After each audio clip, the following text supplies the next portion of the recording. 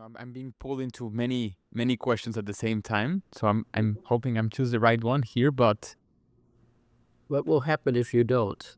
we'll open a new Right? we'll open a new pivot, I guess, a new route, and it's fine. But it's the I think the overarching theme of listening to you right now was that we do have a sense of agency in life, and that sense of agency can be nurtured from within, and also being in tune with you know it's funny because, like you say, we don't have to jump from a cliff to get past our fear of heights, or we don't have to do, I really like comedy, stand-up comedy, so I don't have to do an open mic every time to get past that fear. It's interesting because what I'm starting to realize is that throughout our daily lives, those situations happen, and we can either, engage through that feeling, engage through that intuition of, what's my calling in this situation, because not always we can become an actor or whatever to lean into that calling, if I'm making sense. But it's on the daily life itself, and the sense of agency comes into play because nowadays it does seem that there's a lot of, like, it's funny, I just said that I'm being pulled into different parts, but the world is very, very rapidly evolving. It's just moving a ton of places at the same time, and so how can we harness that sense of agency where we can, decide what is good for us, that what works for us, even though maybe the world is moving into a technological future where, we might live forever, and these advancements make us feel that we're being left out of the innovation. But let's say I'm interested in learning more about Jung and about psychology, and I want to pursue a master's in psychology. So how can we harvest that, doctor? Mm-hmm. Well, again, first of all, you have to recognize that your choices matter, and there are internal resistances to those choices as well, sometimes outer resistances, and you're going to have to face those one way or another. It's fair to say the only constant in life is change.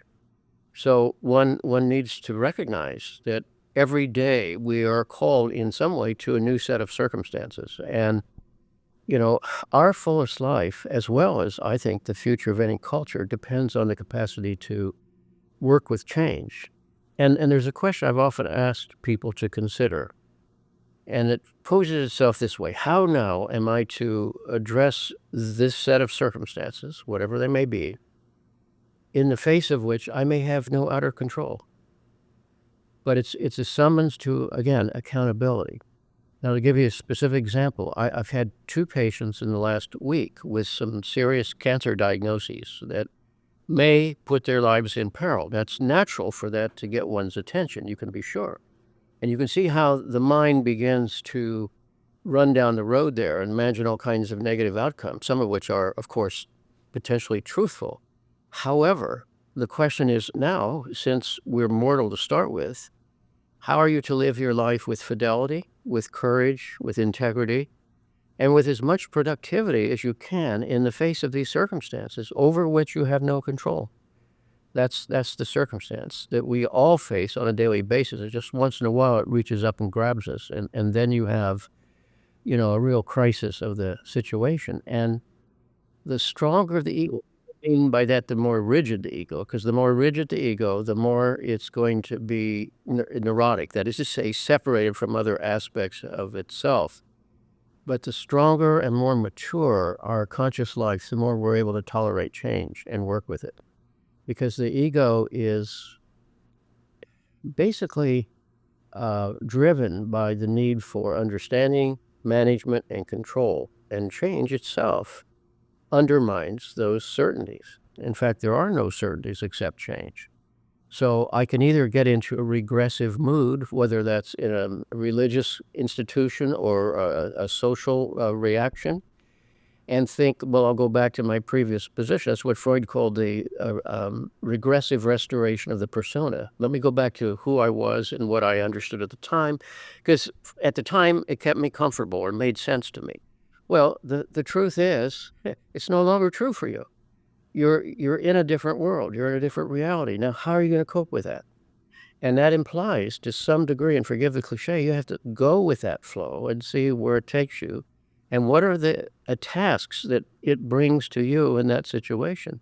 So, for example, if you have an illness, a chronic illness, well, is you going to have that illness, or is it going to have you? That's a big distinction. I went through 2 cancers and several surgeries on the spine a couple years ago, and I continue to do my work because my work is meaningful. So I was getting radiation at 7 in the morning, and I was back in the office by 9 because I was, on the one hand, facing mortality, but on the other hand, saying it wasn't gonna define who I was. I will try to define those, not from an egotistical standpoint. If it was